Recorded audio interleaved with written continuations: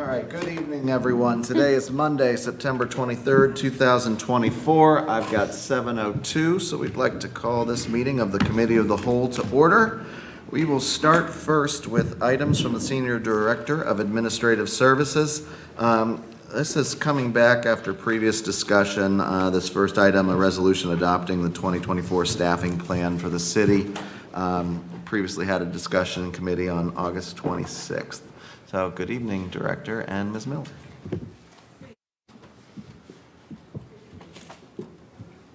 We're just here to answer any questions that you might have. Great. So I thought it might be best if we maybe took things department by department, and we'll just hopefully whiz through this. Going in order of the PowerPoint that we were given. Any questions or comments related to economic development?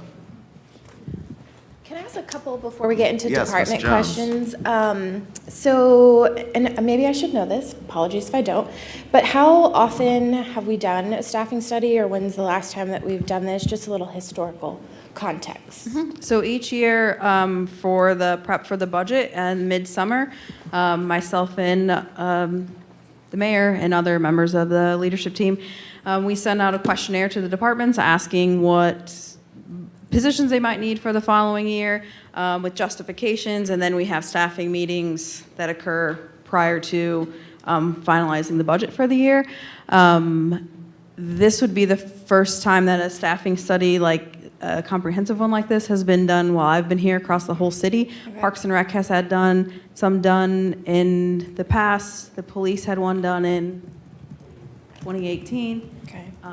But this is my 6th year here, and this would be the first time we've done something comprehensive like this. Got it. So in the past budget cycles, the past at least 3 or 4, we have asked for 5-year staffing projections as well. So we had a decent amount of information going into this as well.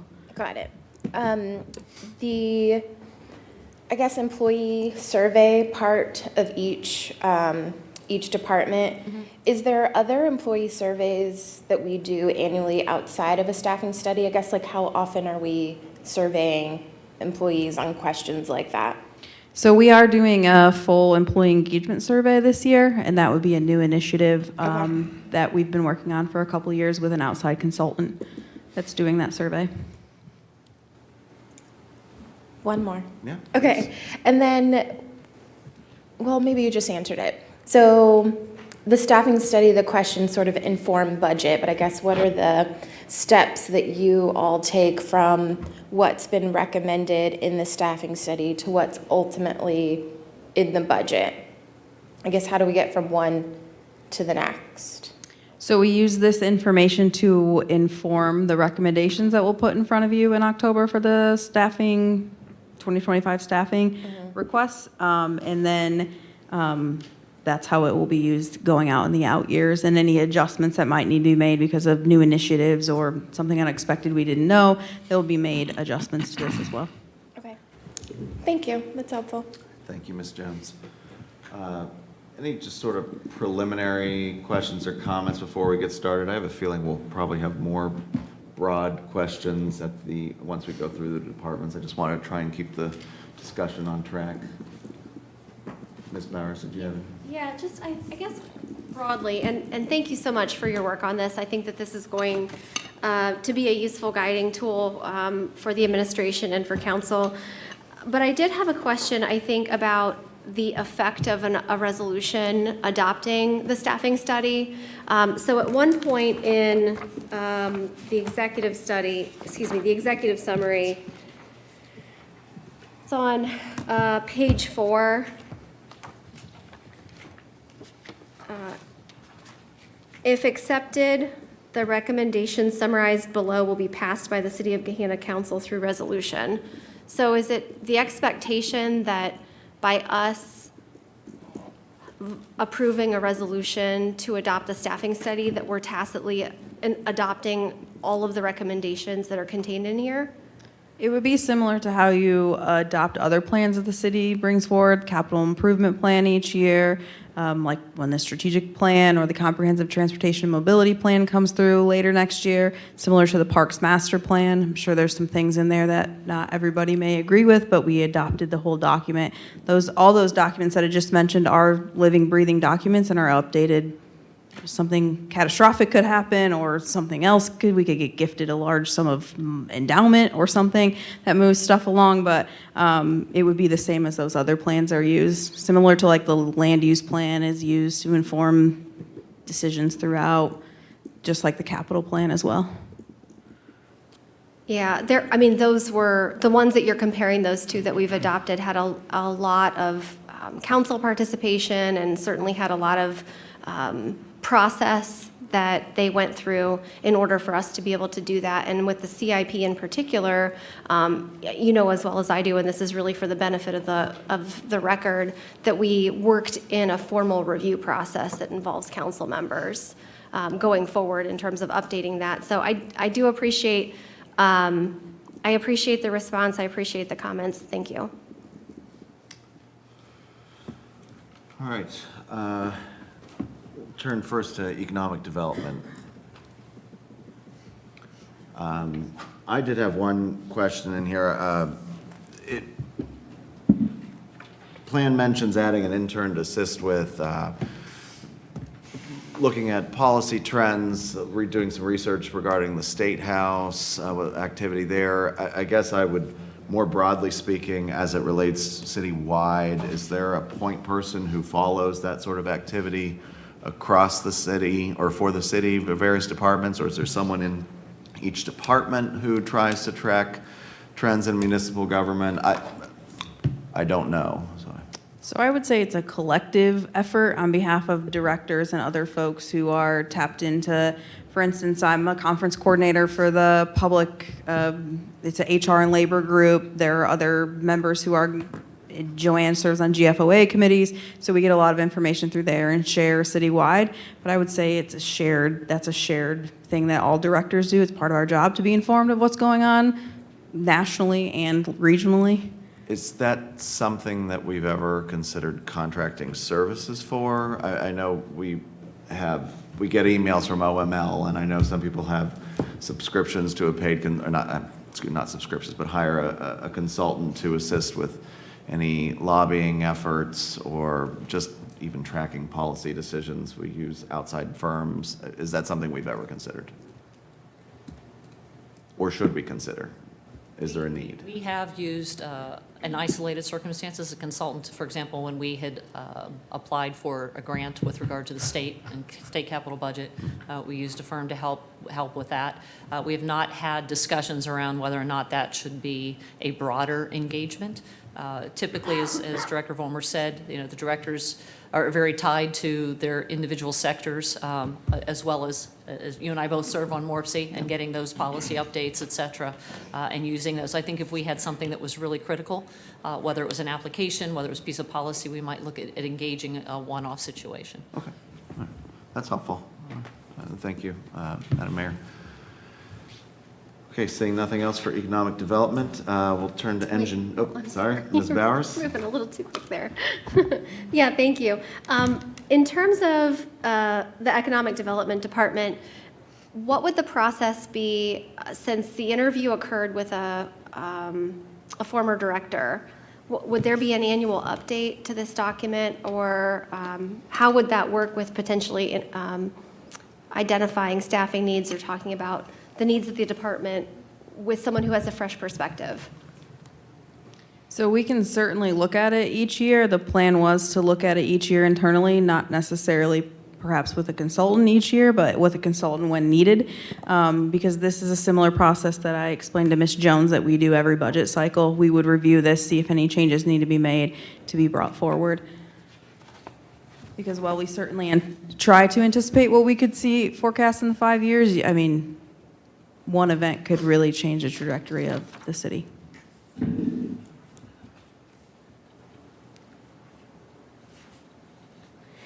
It just seemed to me that the goals and future needs were fairly particularized to the director who was in the role, and so it just gives me pause. Anytime you have staff turnover, especially at a director level, you're going to see some adjustments made based on their ideas, their prior experiences, things that they see going on in the city and whatnot. That's a normal thing that occurs when a turnover occurs in a director or like say a superintendent or a manager type role. People come in with fresh ideas, fresh perspectives, and that can be reflected. You will see in the document as well, and Ms. Miller can talk to this, they did do comps compared to other cities or similar cities our size, and I do believe for the economic development section, we are staffed to similar sized cities around Columbus. Yes, very similar, and then, did I turn it off? Okay. And so those questions, I mean, they were in fact, specific to the director because we asked many of those questions during those meetings. So that's why it's going to kind of seem like it has that angle to it.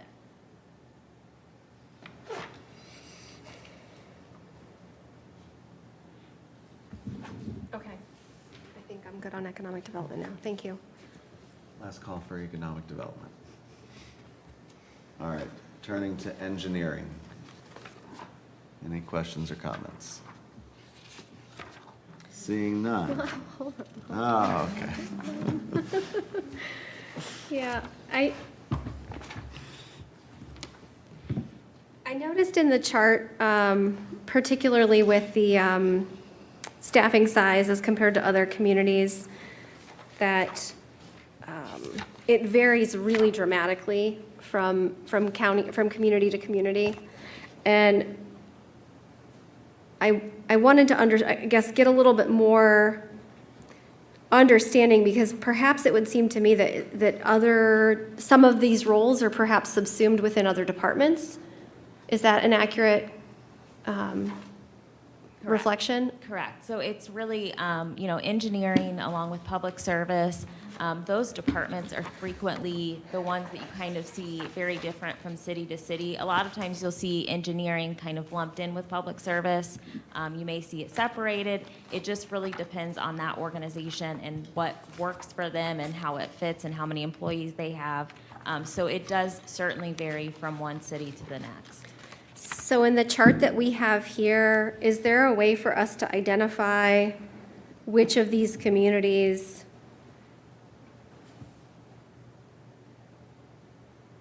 perhaps, like, could we aggregate, for example, Hilliard, between their public service and their engineering department? It would be very difficult for us and costly for the city to have the consultant go through, because they at some point would have to call these other cities to ask exactly what they're doing, because you can only tell so much by a job description and an org chart. Like, for Yeah. example, in Hilliard and some other municipalities, like street trees falls under their public works department, where here it falls under Parks and Rec. So there is a wide variety of org charts across the region. Yeah.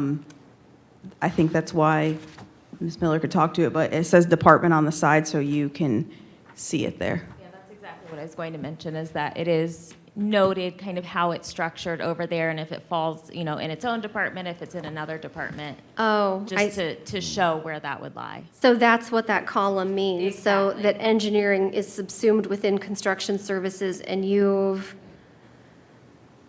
identified their entire construction services department for Canal Winchester, for example? So that's going to be specific to their engineering positions Okay. that are similar. And so if you didn't call the other municipalities, how is the information obtained?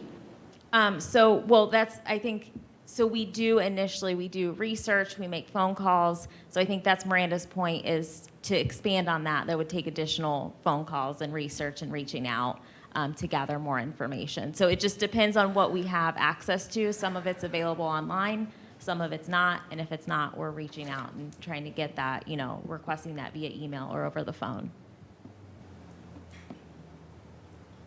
So just to make sure I understand, so all of these other roles in Pickerington, we really don't know how many are in that Well, there's only one person Yeah, in the city Pickerington engineers. is just structured with their city engineer, and that's it in that department. Now, that doesn't mean that they don't have other positions outside of the department supporting, but that department is strictly just the city engineer. Okay, all right, thank you.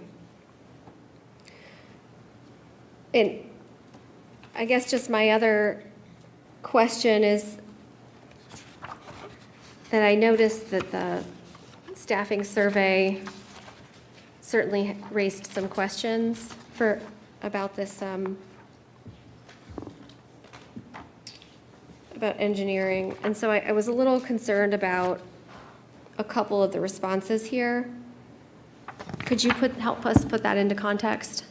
So I think one of the things, especially at the time of the survey, so they were kind of in the process of filling some vacant positions. So they have, the positions in place, but there were vacancies. I think by the time we started versus the time we finished, or at least as of a month ago, most of those vacancies had been filled. So when you're asking if your department's appropriately staffed and everybody's filling those vacancies, that's an answer I would expect to see.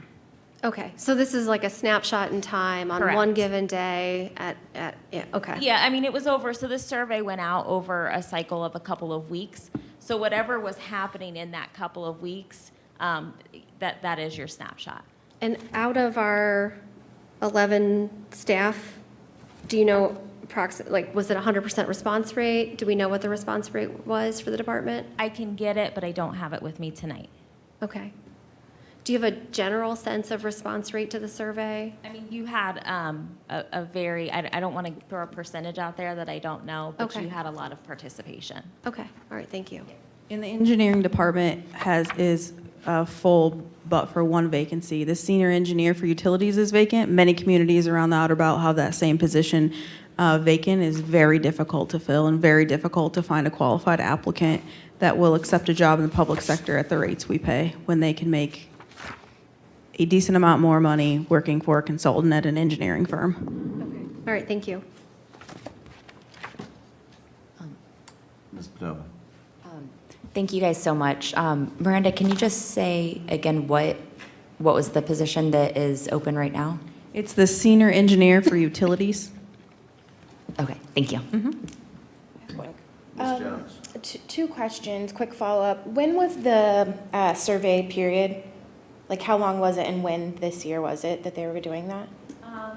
It was, Or did it vary by department? no, well, it only varied, so after our last meeting, we did resend out that survey because we did not have responses from council employees. So we opened that back up for them to complete. We did get those responses. So everybody else had a window that was basically, I want to say sometime in the month of July, maybe early August. That was their window to complete. And the only difference is that those council employees that completed within the last month. Okay. So the email was sent to city staff on Wednesday, May Sorry. 22nd, and it was due Friday, June 7th. Okay. And then going back to the survey, kind of touching on some of the opportunities, staff has been filled, so that probably impacts responses. The annual, well, I'm assuming it'll be annual, but the staffing survey that you said we'll start to do, will it ask similar questions to be able to measure difference from May, July to, I guess, the next time we do it? Yeah, so the employee engagement survey that will be going out later this year has, when the results come in, the consultant reviews the results, then gives us action steps to make any improvements or efficiencies that we might need, and then it's a resurvey a year later. It will also fold into the strategic plan and some of the staff engagement required for that process as well. Okay, thank you. Anything further for engineering? I did have one question on here. It's the sort of engineering public service mix. I very much so appreciated the narrative portions of the study, breaking down the current state, current issues, and looking towards the future. As it relates to engineering and public service, I appreciated the fact that there seemed to be going into a meeting with you and your colleagues, there was, maybe we weren't sure of who was handling what responsibilities, but it turns out everybody seemed to be pretty clear on who was handling what responsibilities, and so that was refreshing to see. Since that is a relatively recent split into two departments. And so I guess, did you, Ms. Miller, look at, should those continue to be two separate departments, or was that outside of the scope of the study? I did not necessarily look at if they should be two separate. I mean, aside from providing the comparables and kind of showing how others are structured, but we didn't actually evaluate that as part of the study. Okay. Anything further for engineering? Okay. Next up is finance. Anything from my colleagues on finance?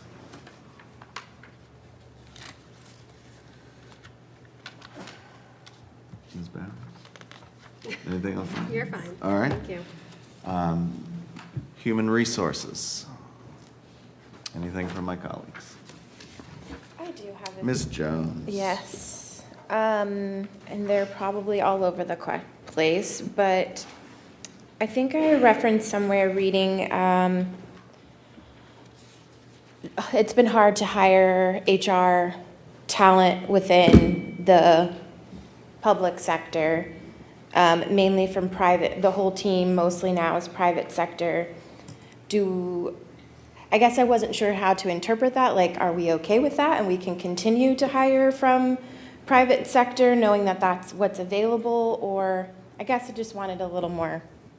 I can tell you that it's a trend, so it's not Yeah. just you all, it's Yeah. kind of what everybody's having to do, certainly in, the public sector, in order to get talent, is having to kind of go outside of what they might typically do.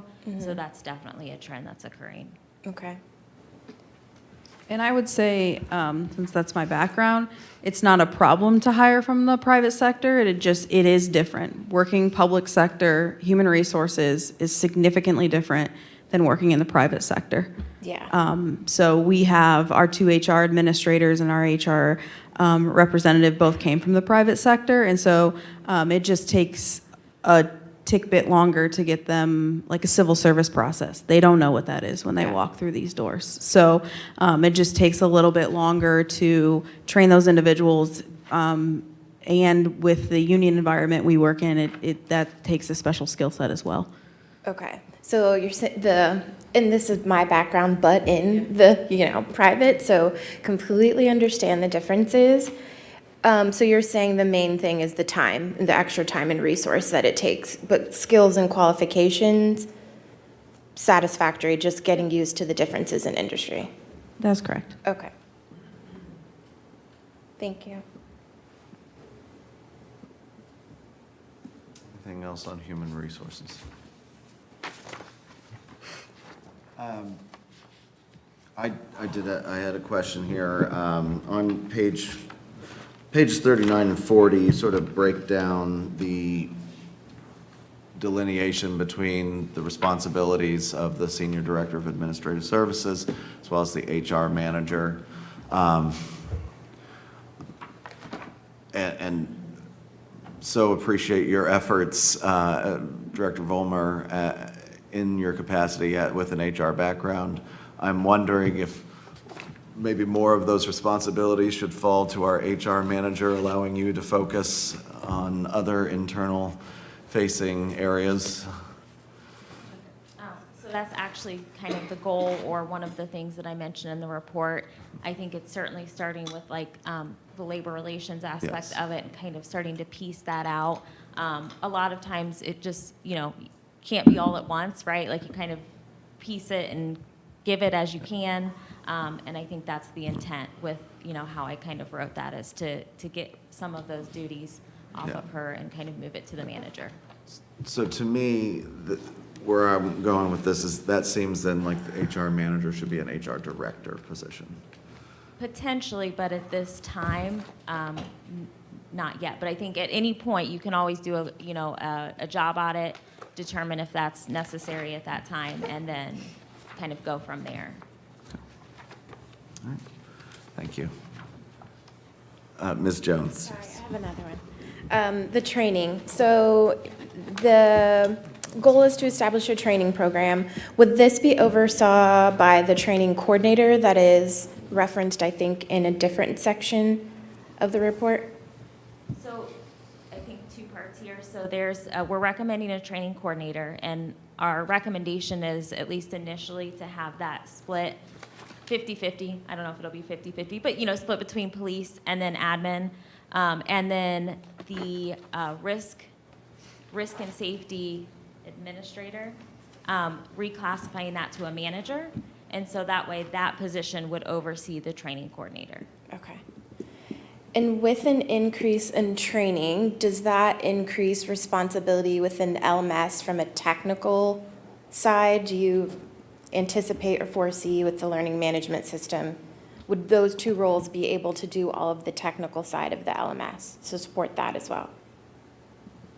Yes, we have a pretty user-friendly LMS that's also tied to our applicant tracking system, so it's very familiar to staff, it's very easy to use.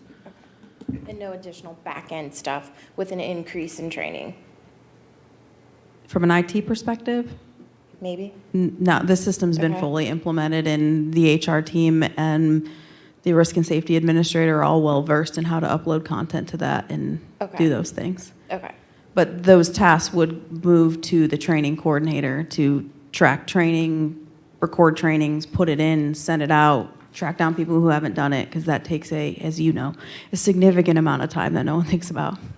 yeah, okay. That takes most of the time. Thank you. Anything else on human resources? Okay, moving right along, IT. I know we thought he suggested adding a couple positions here. I guess if Ms. Bowers? And I know that you weren't planning on doing a presentation, but could you walk me through this one, since this is the most significant, I think one of the most significant recommended additions of five added positions? So bear with me. So basically, going back, I can tell you, so the IT security network analyst. So, one of the things I think we're all experiencing, and I know we've certainly experienced it in our business, is, issues with cybersecurity, and kind of needing to be more proactive versus reactive when those situations happen. And so that is the intent of the IT security position. That is also supported by the comparables that I've provided. And you can kind of see that more and more organizations are starting to add a similar position, public and private sector. So I felt that this was a good position for you all going forward. So that is that one. The GIS analyst. So in the engineering department, there is a position that does GIS functions now. And we didn't feel that position in engineering was enough for a full-time position. And we also already have a GIS administrator in IT. So kind of in a way to get some consistency to ensure that you don't have the same function happening across different departments. We recommended to do a GIS analyst that is in the IT department, and then those engineering GIS functions being moved over to this position as well. And then the systems analyst is essentially a position to support the systems administrator with, kind of modernizing, improving technology. The systems administrator is already in an overworked, overloaded position, so the systems analyst would support that systems administrator position.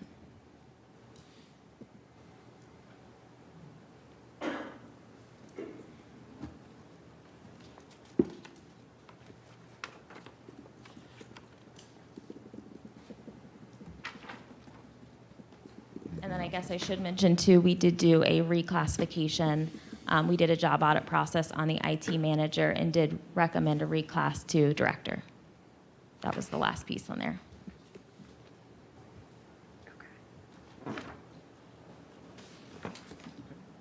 Anything else for IT?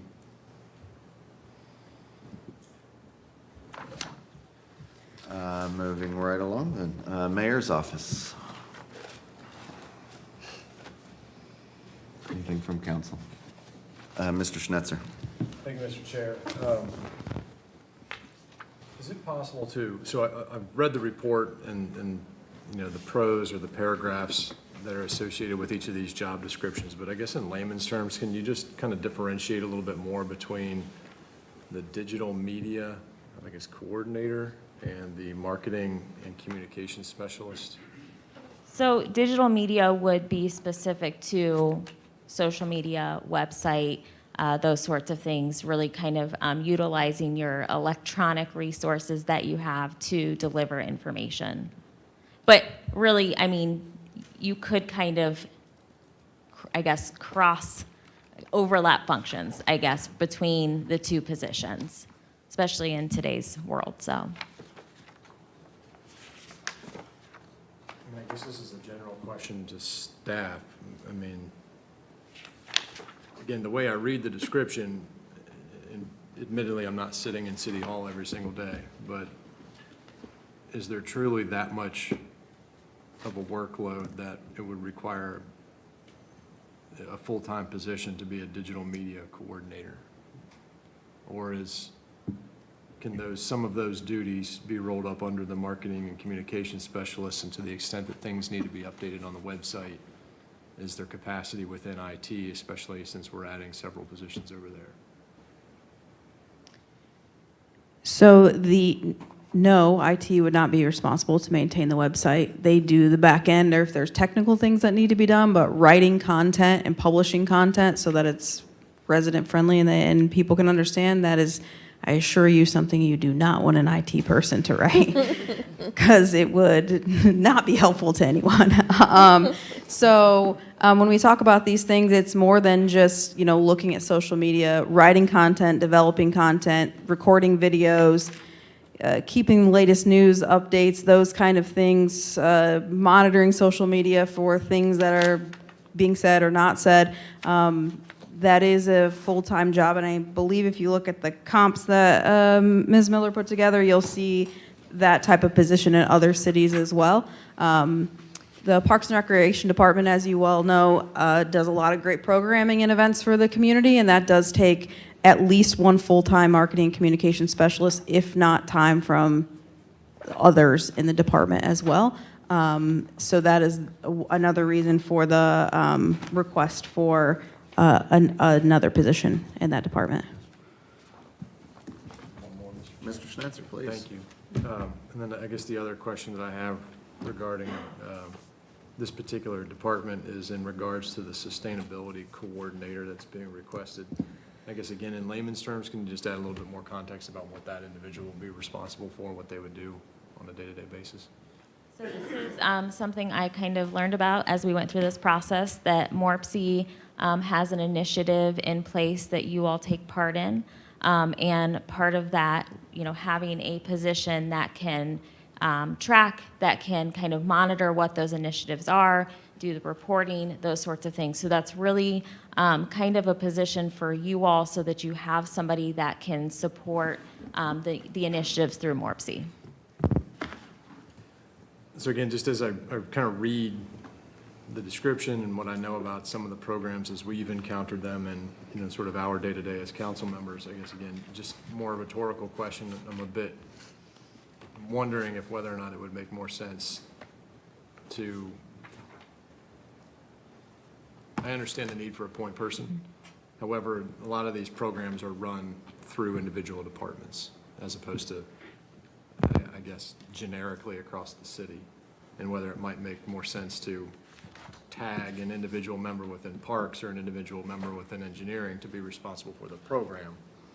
So I guess I just have lingering questions about the need for a sustainability coordinator, when I know we've talked about financial sustainability, and I think having a full-time staff member is maybe at odds with this idea of financial sustainability, so.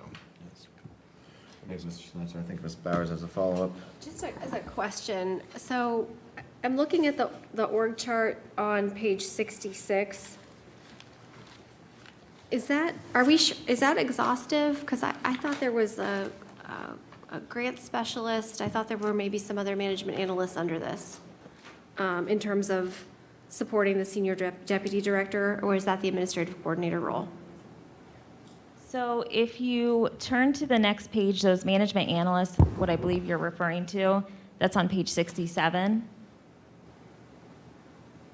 Yes, okay. We just broke it out between, what fell under the mayor's office and then what fell under administrative services.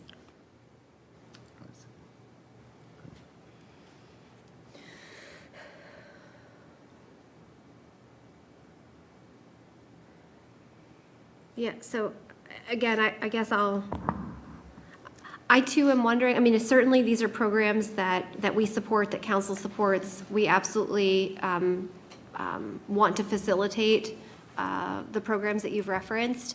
But to Mr. Schnetzer's point, I guess we've seen them, with the exception of aggregation, which is a front-end lift and then hopefully is not work going forward. We've seen them sort of housed within other departments. And I would imagine that would be the case going forward because they would naturally live in parks or they would naturally live in engineering and public service. From a reporting perspective, it sounds to me like this is more like a reporting position. Correct, and in a position that can support and, ensure that those initiatives are being met. Yeah. I do wonder if maybe there's a way to split that role somewhere. And this would be, just I'll make a note, this is a 5-year staffing study. It doesn't mean that you're going to see in 30 days all of these positions on a sheet, because you're not. Right. And so one of the things we talk about when we talk about sustainability is a large lift right now is from Senior Director Schultz and Senior Deputy Director Weibensinger, and that is not sustainable for this city to have those high level of individuals doing that program. And so when you have initiatives that you're trying to do, it requires a staff person to push those initiatives along.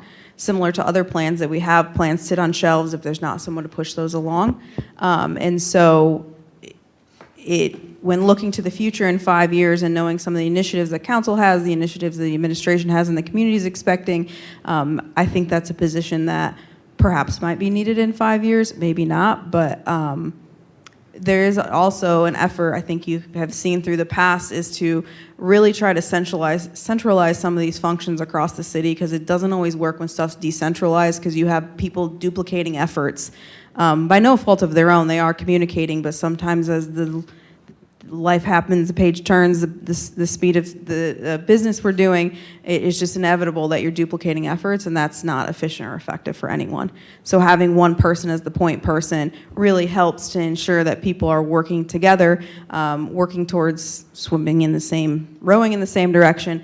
And so that's essentially another core piece that person could assist with as well. So if we were looking at more like a comprehensive sustainability plan that would be a bigger picture, be a bigger direction, that could live with a sustainability that would have been coordinator. my feedback. Thank you, because we've been trying for at least 2 years now to really get our arms around creating a citywide sustainability plan. The challenge and the difficulty that we've had is there's nobody to really lead that within staff, Yeah. because that is a major initiative. And to Director Vollmer's point, these are not requested positions. We're not asking for these positions right now. It's a 5-year study. These are the recommendations of the consultant based on what our initiatives are as a city, what our projected initiatives are, what other communities of our size are doing. So that's I want to make sure that it's clear to certainly the residents who are listening as well. These are not requested positions. But yes, if we were to continue to explore sustainability and really truly want to build out a program like that, we likely would need somebody. And I do want to echo that there is a significant value to having this document brought to us in this way, out of budget season, because it allows us to have some of these discussions right now, right? So we can get a bigger picture without it having to be in a budget cycle and crunched for time. So I do want to just echo that. Thank you, Mayor. I have one more question, sorry. So the recommended shift from communications, I believe, manager to director, could you speak a little more about, I guess, what capacity that would open for us, or where does that maybe shift work off the mayor's plate since it's kind of overseen right now? Tell me a little bit more about. You hit on exactly Okay. the goal, is just to kind of alleviate some of that work and give that to a position that is truly overseeing that department and can make those decisions, director-level decisions for the department. So that's exactly what the intent was. Okay, and does it open us to, I guess, what else could we do in having director versus manager in the communication space? Like, I think it's really clear when you talk the digital media, that means we can increase our digital footprint. Yep, What yep. more would that open us up for? It's really just giving you that oversight, alleviating the oversight that the mayor is doing right now. That's really what it's going to come down to, and that was the goal there. Okay. Ms. Padova? This, we haven't gotten to parks yet, so it might be in here, and I am forgetting. But I'm pretty sure that there's like some separate social media presences between like the city of Gahanna and Parks and Rec. Are those currently being run by the same person, or did you say there's somebody in Parks and Rec that handles their event? No, one of the marketing communication specialists predominantly spends her time working on Parks and Rec, Okay. marketing communications. And it would, I mean, really, it would give another position, the director, that could focus on those duties as well. I know Parks and Rec is a heavy lift just for that department alone. So that does give another body or position of somebody that is able to perform those functions as well and alleviate not only just the mayor, but everybody's workload in that department. Thank you. I wanted to point out, I was very surprised to see in the org chart that the PIO is identified sort of at the bottom of the hierarchy. That has not been what I've seen in other organizations. Could you speak to that, please? Are you talking about on page 66? Yes. So I wouldn't necessarily say that that's at the bottom of the hierarchy. That's just showing that those three positions report to the manager. I see. All of the org charts should be taken to, like a downline is just showing these are the people who work in that department. Oh, I Not see. necessarily in the order. I see. Does that Thank make you. sense? Yes, okay. But the PIO still reports currently to the communications manager and would also report to the director of marketing. That is correct. Is that consistent with what you see in other communities, Ms. Correct. Miller? Yes, correct. They're usually all together in the same department with the same director.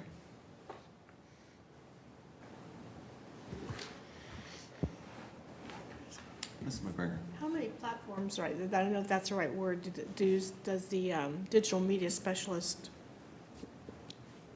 We currently have 12 social media platforms, plus the website, plus the YouTube channel, 3 newsletters that go out every month, as well as Uniquely Gahanna. Then we deal with all the media. We deal with resident communications, so sidewalk program, street program, aggregation, flyers.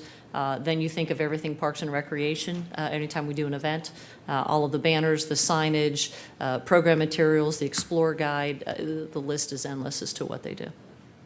I know I've seen several times, it'll be a post on Take Back Gahanna or Gahanna in the Know, and they'll tag City of Gahanna, and then somebody will answer it. And so, I mean, somebody's. When we has to catch be- it, right? Somebody has to be kind of watching that in order to give out the correct information, so, and I'm sure there's more than I know, so. We would encourage them to also reach out to the city and get a direct and much more timely response. That's the best way to do it. Need somebody that knows what they're talking about? So that's an important point and a comment that I wanted to make. I mean, the mayor and I, Ms. Padova, and I think Ms. Jones have all gone through the same Voinovich School program. And one of the things they tout is you got to meet residents where they are. And residents are certainly on social media. For like it or not, people don't want to call. Best of luck if you're sending a letter. So you got to meet residents where they are. I would only expect to see additional digital media specialists moving forward. because it's also you can't just dip your toe in that water. You're either in or you're not. There are some communities who completely forego engaging on social media. Yeah, so that's just my 2 cents on No, that. I agree totally. I mean, that's where people want to get their information. So you have to be able to be responsive to that, but you can't monitor social media all the time and then do all of the other responsibilities that you have. That requires staff. Yeah. Correct. So, yeah. Anything else on the mayor's office? All right. Department of Administrative Services.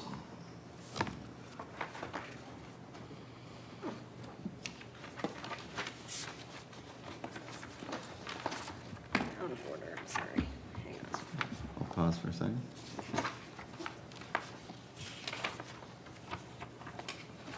I know there's been some tangential questions already on this one, so.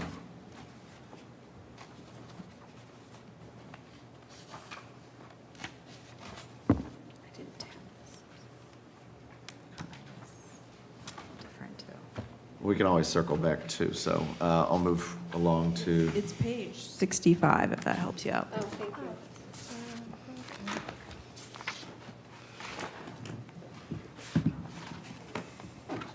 Oh, it's rooted. Yeah. okay. Department of Planning.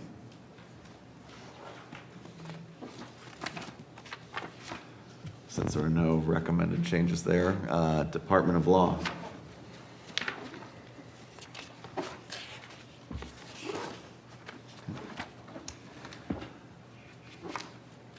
Council Office.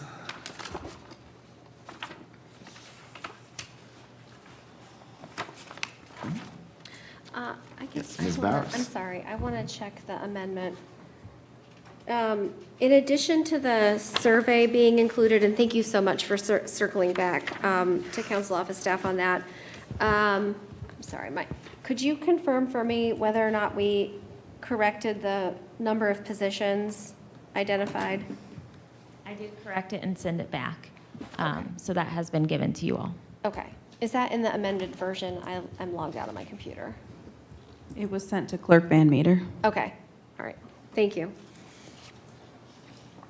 And then, I guess, Ms. Miller, it seemed that a couple of these numbers were perhaps out of date in terms of the staffings, the comparables.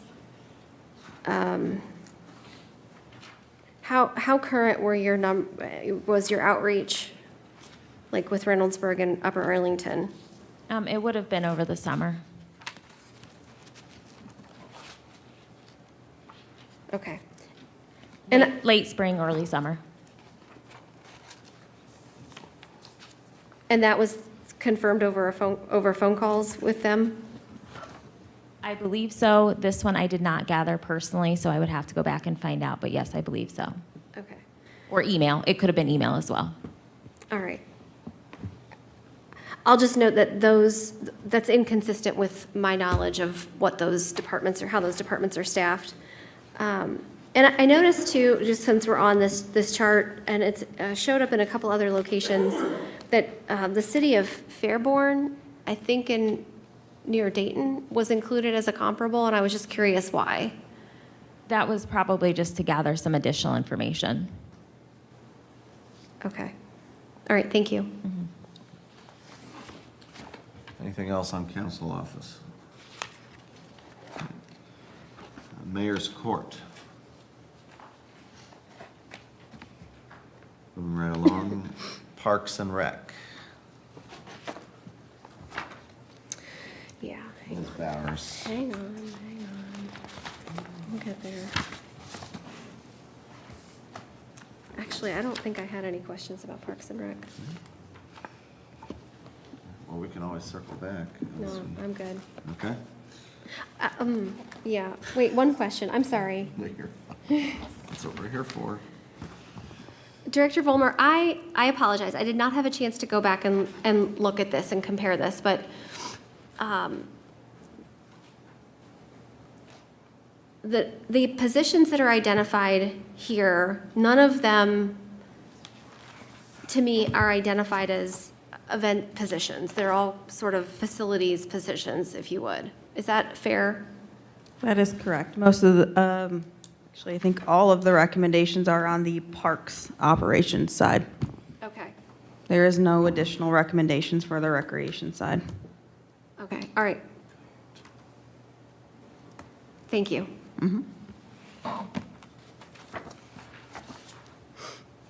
Public service.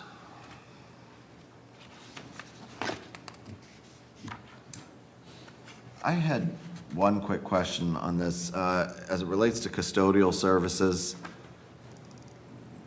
is that moving things in-house? Do we have a hybrid of employees versus contracted out services? So you'll see in the public service department, a new facilities division in anticipation of moving into a different facility than these. So right now, these city facilities are cleaned on a contract basis, so we are still analyzing what it would look like to hire a contractor versus our own employees to maintain a much larger facility than the ones we're currently in. With everybody, almost everybody under one roof. That is correct, yes. Got it. Thank you. Anything else for public service? Mrs. McGregor? No, that was my question. Thank you. Director Ms. Vollmer, Jones. what did you say we're adding or thinking about adding, moving into the building? Is that the facilities superintendent? Or you said a whole, on the org It's- chart, like? Yeah, so there's currently a facilities division in public service. It has one union employee, a foreman. So the staffing study recommends a superintendent. Maintenance And that worker. maintenance worker Yeah, and and custodian, custodian, so that's those three orange ones there, okay. Yeah, and then the custodians, whether it's contracted or employees, is still being evaluated. That's helpful. Anything else on public service? All right, public safety. Yeah, I had some questions Ms. on this Bowers. one. Thank you. So at one point in the presentation, it identified that there was coordination with the district about the request or the proposal or the recommendations for additional SROs. Could you speak to where that discussion is? I cannot, but she. And I assume you mean like currently, like where they're at in that discussion? Is that Yes. correct? Yeah. Good evening, Chief. Good evening. Can you hear me now? Okay. Yes, sir. There we go. Just a quick refresher on where we are with SRO staffing. We have 4 SROs, 2 by contract anchored with the Gahanna Lincoln High School. Then we have 2 additional that are paid for by the city in its entirety. The discussion with the district, it's kind of an ongoing dialogue. In terms of expanding the SRO program, we know that we have some gaps, especially in the middle school level, as far as service providing. We have daily interactions with our schools. If it's not an SRO, it's a patrol resource, could be an investigative resource that is responding to handle, whatever the incident may be. From a future standpoint, obviously, we have a considerably larger footprint with the new building just a couple of 100 yards from us. What that looks like in terms of how we'll best service that, again, it's an ongoing dialogue.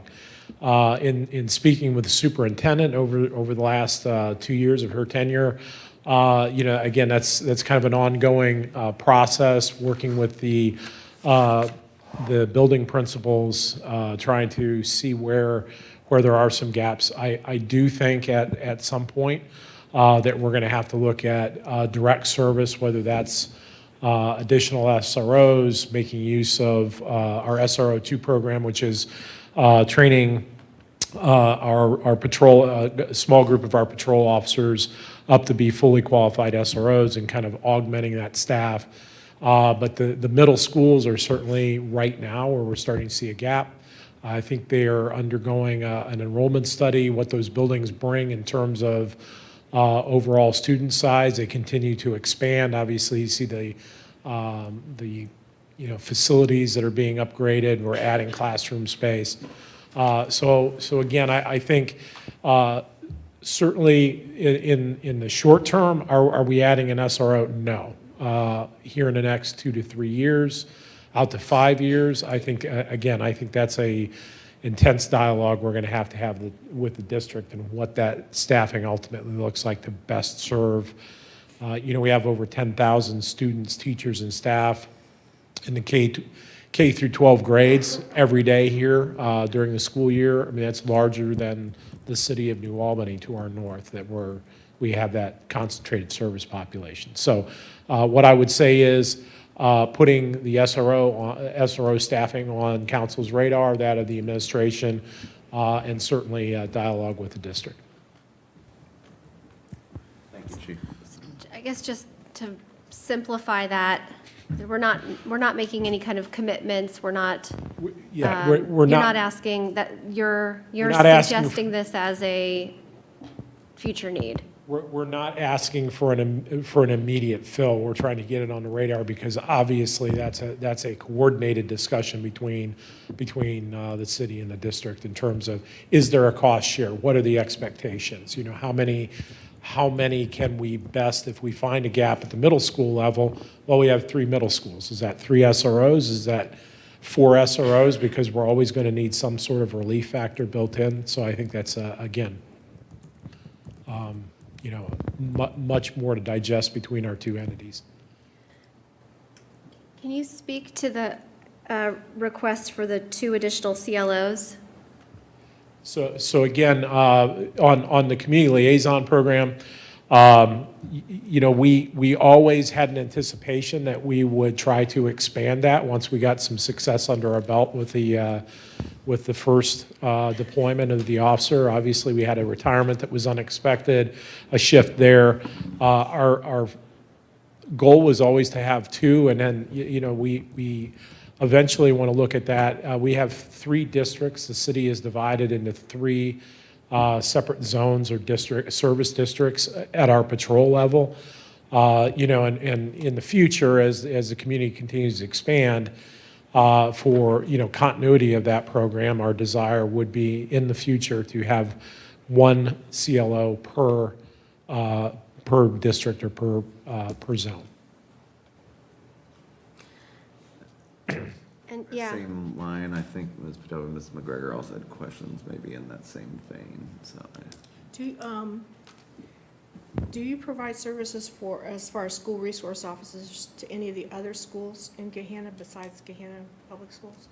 Yes, we do. Yeah, we have obligations under the Ohio Revised Code in terms of monitoring school safety drills and the like. Those all have to happen in the private schools. We have demand in the. We just had a situation that we had to respond to at Columbus Academy, certainly St. Matt's, all the same situations that exist with school-age children and all of the inner workings that we have at the public school level. Obviously, the public schools are the driver of the SRO program. That's a cost share model, but yeah, we do service those schools as well. Thanks. Ms. Padova, or I can go back to Ms. Bowers. Mine is not in relation to the SRO, so I can go, or Ms. Bowers can continue. I guess to put a cap on sort of what I was asking and sort of where I was headed. So the only requested ads for field officers, if I'm reading this correctly, would be four field officers, and they'd all be sort of these specialty positions, the 2 SROs and the 2 CLOs. Yeah, again, those are future asks. Those aren't immediate. We still have vacancies in the patrol ranks that we're trying to fill. Obviously we're playing a little bit of catch up in already authorized positions. So, Okay. You just saw we added 5 officers. We have one that graduates from the academy next week. And we have more to hire in terms of backfill. We have some anticipated retirements going into '25. But yeah, we still have additional positions. So I believe the staffing study does make mention of bringing us up to what our budgeted strength is. Just as a quick aside, we do workload-based staffing analysis. We do that annually. That's a very complex mathematical formula. There's a couple different approaches or methodologies. We do it annually to make sure that our patrol staffing is meeting call demand, obligated time, the time that we're taking on calls for service versus unobligated time, proactive policing measures. So we try to get a balance of time between those two, and we're continually looking at our staffing analysis, and again, we do that internally. But there are many methodologies. I'm sure that Clemens and all the consultants, they all kind of land on about one of three formulas on how to do police staffing. And again, we do that internally, and we can certainly share those reports. Right now, if we were fully staffed, we would meet those obligations in terms of time and call dispersal and making sure we're managing our shifts appropriately. And this question might be better suited to Ms. Miller, but if I'm reading page 123 correctly, so the current staffing of sworn officers is 57, and the number in parens in that FTEPD, so this is sworn officers, and so is 64, what does that reflect?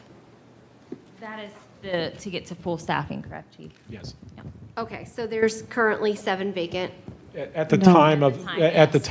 Oh, Yeah. okay. There are That was currently- before we added those 4 There are officers. currently 3 vacancies. 3 currently vacancies. Okay. And the 64 number includes not just patrol officers, it includes the command staff. That is correct. Sworn 64 sworn police officers who can carry out law enforcement duties. So, but,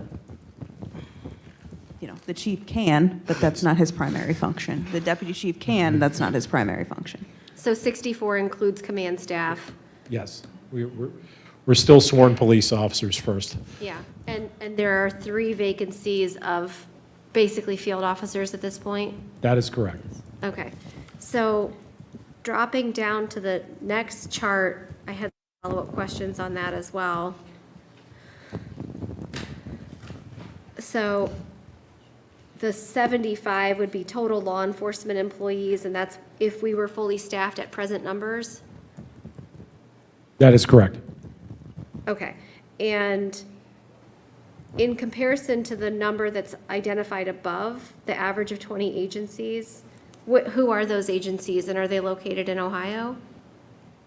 So that is based on that crime data. I couldn't tell you because my coworker is the one who did the police study, and so I'm not sure exactly where those were pulled from. Okay. So the better, if we were to compare within sort of central Ohio, our more current guidance would likely be in the chart above, and then the charts on page 124. Yes, so the numbers that are reflected in that top chart among our peer communities in Franklin County, again, I can't really answer on the averages of those agencies, from a comparison of where we are and metrics and everything, I think if you're asking from my opinion, it really stops and ends in Franklin County because that's, we're unlike any other county in the state of Ohio. Okay, thank you, Chief. That concludes my questions All on right. public safety. Thank you, Ms. Bowers. I think Ms. Padova still had one. Yes, thank you. So I think it pretty much answered my question, but I just want to make sure I'm clear here. So these numbers do not reflect the, what was it, 5 that we just hired? Yeah, yeah, when those numbers came out, I couldn't tell you the exact date and time that chart was produced. At the time, we were in the process of hiring additional lateral police officers. What I can tell you, it is not reflective of 3 vacancies that currently exist, because some of those positions were in fact filled when we swore in this latest group that included some lateral officers. Their hiring and that timeline occurs much quicker than recruit officers that have to go through the academy. So I would just say the correct answer is we are 3 below currently. Okay. I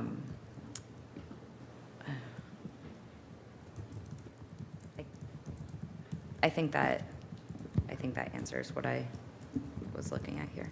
Thank you.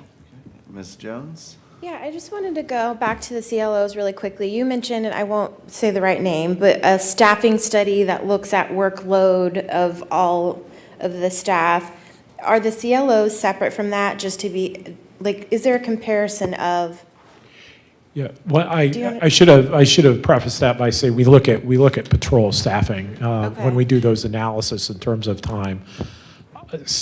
CLO, SRO, extremely hard to quantify, like the work, and I'll give you an example. I was talking to our CLO just this morning, spent about 4 hours working backwards on a mental health case. So that, trying to quantify that work is really difficult. I can tell you they're fully engaged. There's a lot of work being done in those positions, in that position in the SRO world. So, somebody much smarter than me will be able to quantify that at some point. But again, I would just tell you that program in general is very new, but we see a high demand for those services, and frankly, she's getting pulled in a lot of different directions. Yeah. Thank you. All right. I'm going to make a last call for questions on this item. If there's anything lingering. I don't necessarily have a question, but if you want to open up for a general discussion. Yeah, general discussion. Yeah, so I think, I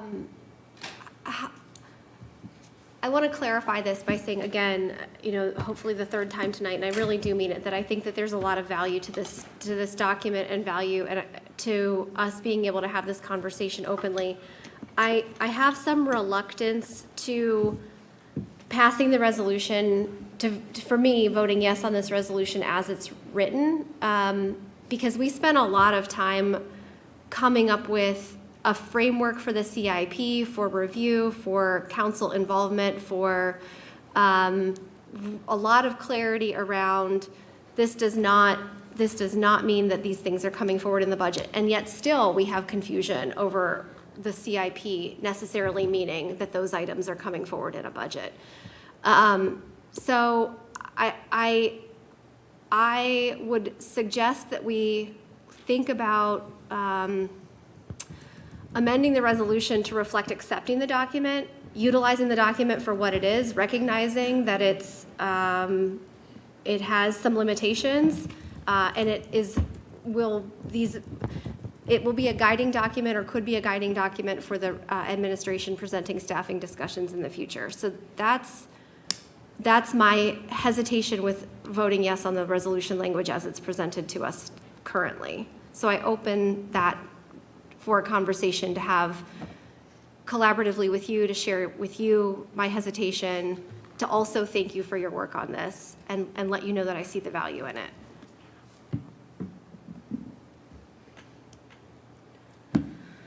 Any other questions, comments, concerns on the item? I guess my overarching question, based on Ms. Bowers' comments, is are there any timing concerns from the administration on moving this item forward?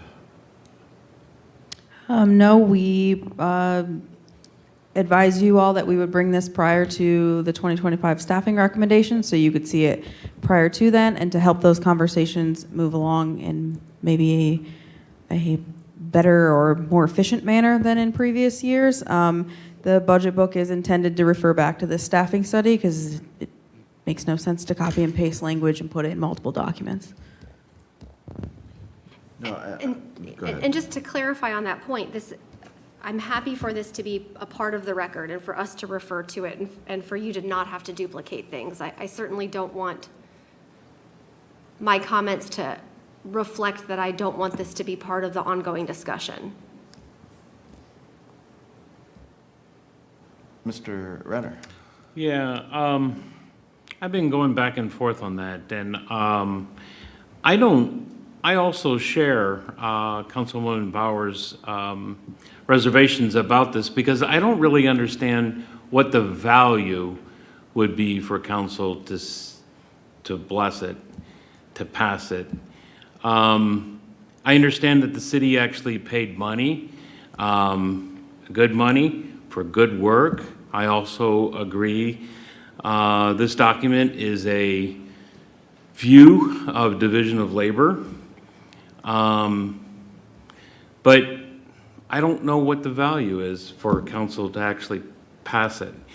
I would definitely want at some futures point to be able to say, yeah, you know what, I don't really agree that the division of labor is like this, especially when we get to budget season. And I think that's where I'm sitting. And I'm trying to figure out how to ameliorate those two things. And then thirdly, we have talked about it for a long time, for years, as long as I've almost been on council, that we don't really have a good way to measure the output. We always say, yeah, here's all these millions of dollars for the budget. We have a view of division of labor and all these projects and services that are going to be done. But at the end of the day, we don't really have a way to measure this. And so getting back to this, I don't want to be put in the position to vote thumbs up or thumbs down because I don't have a way to further measure. Does that make sense?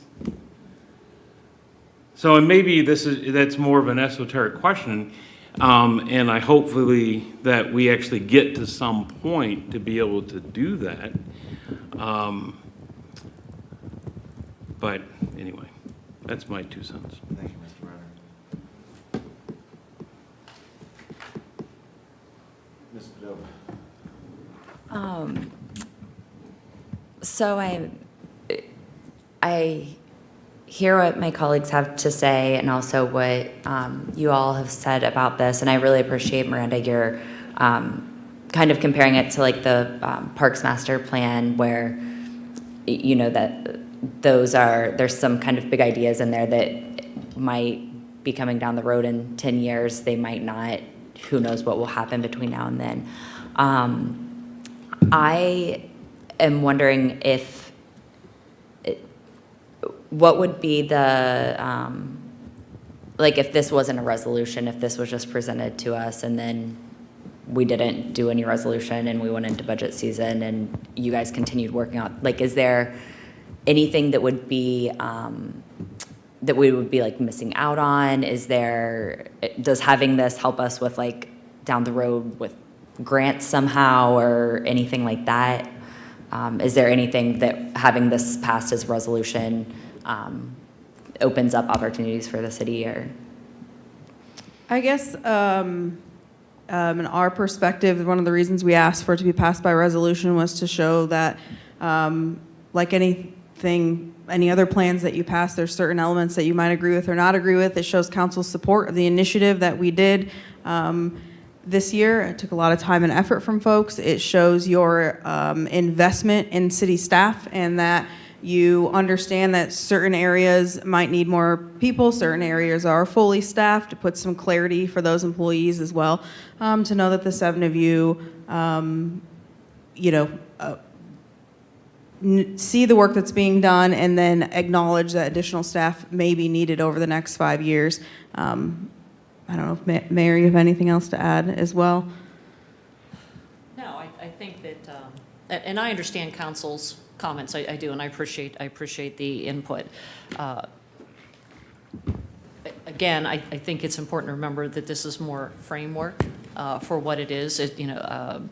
It's difficult to have council input on administrative positions when it's largely, the administrative staff saying, this is the work that we do, and this is what we think we need to do in order to do those, fulfill those initiatives and fulfill those programs. I think if perhaps there's some changes that could be made to the language of the resolution that would address council's concerns. I do think it is important that there be a message sent that we hear you to the rest of the staff that's here, that's working, that has also contributed significant input to it. But, we understand. It doesn't mean that you're committed to these positions, just that we're all in agreement that this is kind of the direction that we're headed. Doesn't mean that that you're giving approval or even tacit approval to those positions, but just, again, it's kind of like the land use plan. This is the vision, this is where we're headed. But perhaps there could be a tweak in the language of the resolution. So if I may, thank you, Madam Mayor. I wonder would it help if the resolution were a resolution accepting the findings versus adopting? Would that ameliorate any of the concerns? I think for me, accepting the report, Accepting the report. I think would be, and I would be more than happy to work with Clerk Van Meter to amend the language. Clerk Van Meter put it together, so. Based on the documents from the administration, yeah. So I would be more than happy to work on an amendment. I'm happy to work with the administration on that as well. Again, I didn't put it together, so if you have edits to it, I'm happy to review it once the edits are made. Sure. I think to your point though, Director, it's contained in the document itself, to a certain degree. So I just want to make sure that we're clear that we appreciate the work, we recognize the value that this document brings, we recognize the staff time that went into putting together the narratives and responses to the surveys, and that this can be taken into consideration in future budget discussions, absolutely. So I think that we can that would be my recommendation, and it sounds like there's some support from other council members to amend in that direction. I think I am torn.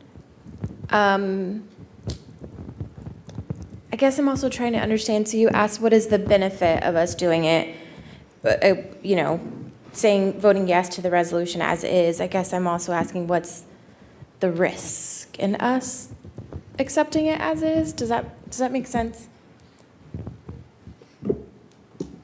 And I don't know who that's a question for. You want me, well, I'll take a stab at it, but it's like I said, I don't want to be in a position where I want to be able to voice my concern about the division of labor when I didn't create this, but I recognize that this is a model of division of labor.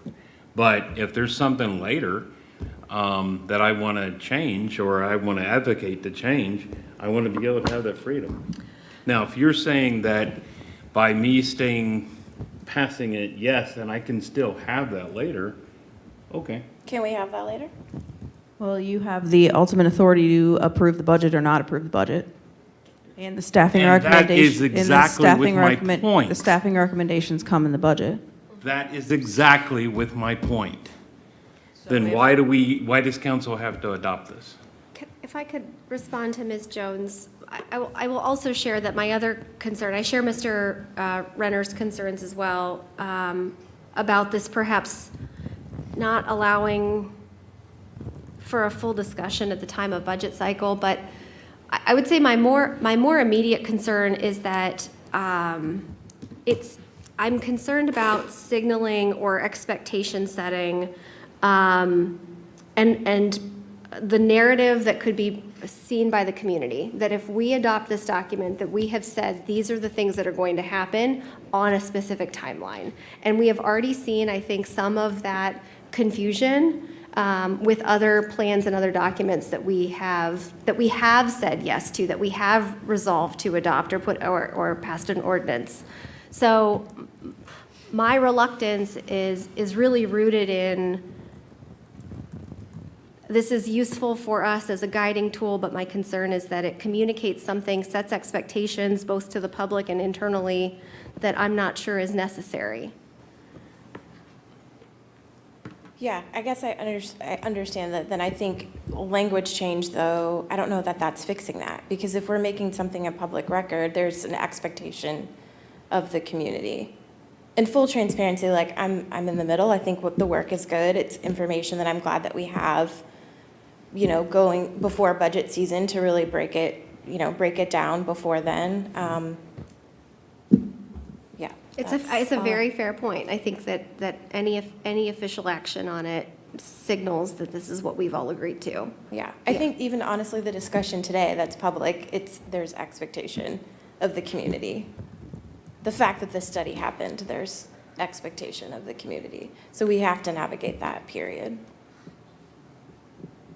So, yes, but also coming back to Mr. Renner's point, that's what the budget process is for, where we will officially, you know, at the administration's request, approve additional staff, if any. I so appreciate this conversation coming forward beforehand, because I think it does allow us to have a more full conversation in anticipation of that, so that we can try to more smoothly and efficiently, to Director Vollmer's point, move forward with the budget discussion. I absolutely hear the concern of setting an expectation. There is a part of me that really wishes that the study had delved into prioritizing what staff would be needed in the next year versus staff that would be needed in 5 years versus in the future. But I also understand we can have a global pandemic and that will upend everything, right? Or whatever the case may be. So I do. In trying to find a way forward for this item, whether that is that the item moves forward. Yes, Mrs. McGregor. When this was, the money was appropriated in the 24 budget, what did you think was going to come out? I mean, this money was appropriated to have this study this year. What did you think it was going to be? What's the line item? I don't know. It just says a 5-year staffing study and plan was appropriated in 2024 budget. Yeah. Well, I think for me, the study would be used to guide the administration's decisions for what to recommend to council in the budget. I think that would still happen regardless of whether or not this item was included on our agenda today. It could just be a broader discussion item of, hey, we had a staffing study done, a very, very comprehensive study done, and here's the findings. So to Mr. Renner's point, I don't know that any action actually needs to happen, but I certainly don't want to send a signal to staff or the administration that we're not appreciative of the information or we're not appreciative of the work of staff. That's absolutely not the point, or that is absolutely not what I am hearing. Yes, Ms. Padova. So I'm wondering what, having this plan and moving forward, so let's say we go forward with the resolution, we pass it, we go into budget season. I'm sure there will be some employee ads, and this will be referenced for those. Then next year, would you be taking a look at this again, like next year around this time before, and like revising it and seeing what is still true, what needs updated before? Like, I know you do that as part of budget season, but would this be its own separate plan that you're revising or looking back to every year and bringing to us? Or would it just be going into the budget from here on out? Does that make sense? Yeah, it does. So we would review it each year. It's be the same thing we do with the staffing for the budget. I don't anticipate that any changes would need to be made for the foreseeable next 2 to 3 years. I mean, we're opening a new facility that we're planning to operate as efficiently as possible, but there's many unknowns with that. So it would be just like many of the other plans that we have, that we use. The goal would be to stop spending resources on plans and sitting it on the shelf, and in my opinion, by council passing something by resolution that indicates to all of us that use this plan, keep it off the shelf, keep it moving forward. I think that's exactly part of my hesitation in adopting a resolution as it's presented to us today, because it's, in some cases, it feels a bit premature. The SRO conversations need to happen with the district, I think, before we can say that there's going to be 2 SROs added in the next 5 years. And I know the org chart shows 2, but if you read the narrative, it says to have ongoing dialogue with the schools to determine the number that are needed. Mr. Schnetzer. Yeah, thank you, Mr. Chair. So I understand to the general public, that's from the outside looking in, everyone in City Hall is essentially all the same. We're just City of Gahanna government. But to those of us in these chambers, we understand there are distinctions between the City Attorney's Office, the administration, and City Council. So I think what we're debating up here over the last 10 minutes or so is that very slight nuance there. I think it's worth preserving. I'll just say I support President Bauer's proposal to maybe rework some of the language, maybe change it to a resolution of acceptance as opposed to a resolution of adoption. Again, I understand these are very, granular details, but that does in some respects preserve council's kind of autonomy that this is a guide, not necessarily it's a framework, not necessarily a commitment. And so from that standpoint, I guess maybe to put a bow on this discussion and wrap it up, if you're willing to move forward with it, then I would be in full support of that. Thank you, Mr. Schnitzer. Thank you, Mr. Schnetzer. Is that amenable to my colleagues as a path forward? Okay. Ms. Bowers, will you please work with Clerk Van Meter to? Be happy to, thank you. Thank you. If he's willing to work with me. I think we had a good survey result from council office. To put a bow on the conversation, I want to extend my heartfelt gratitude to Ms. Miller, Director Volmer, all of our city staff who participated in the surveys and helped put this together. You truly keep the city running every day.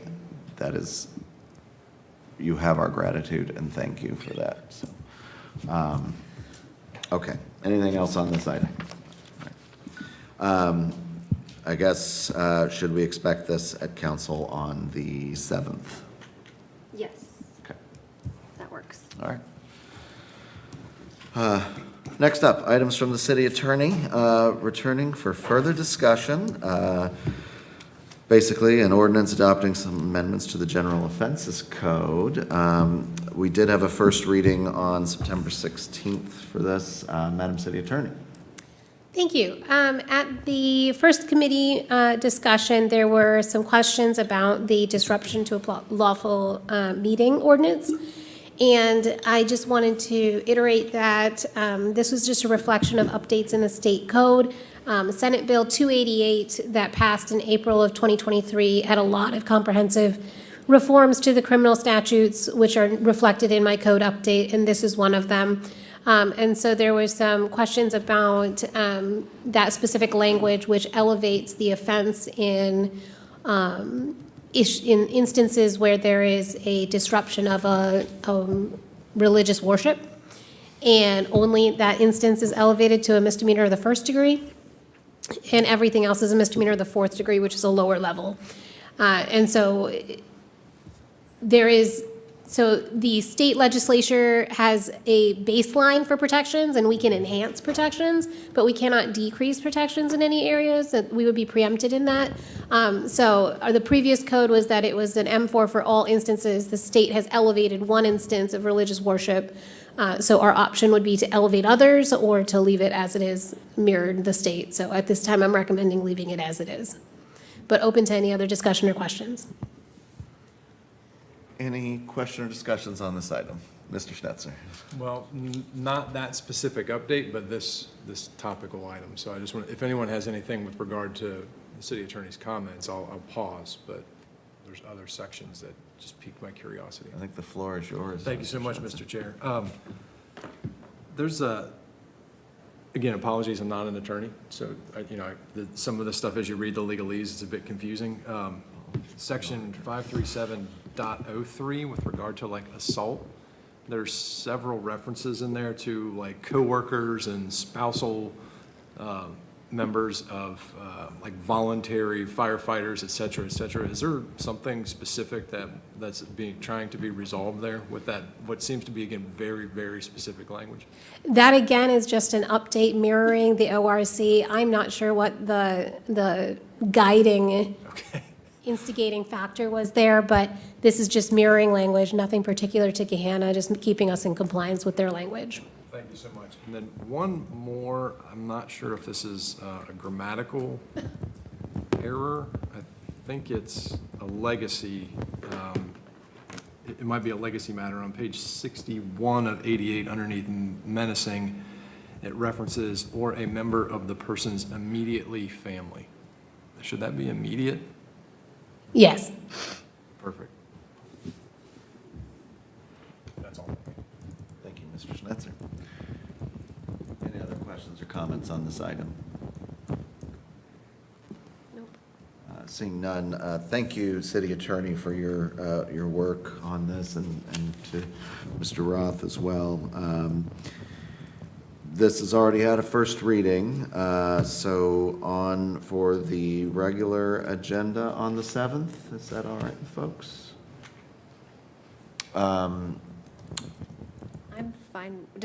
It doesn't need amended, right? That was my next question. There was the one line in the menacing statute that is a typo that says the other person's immediately family.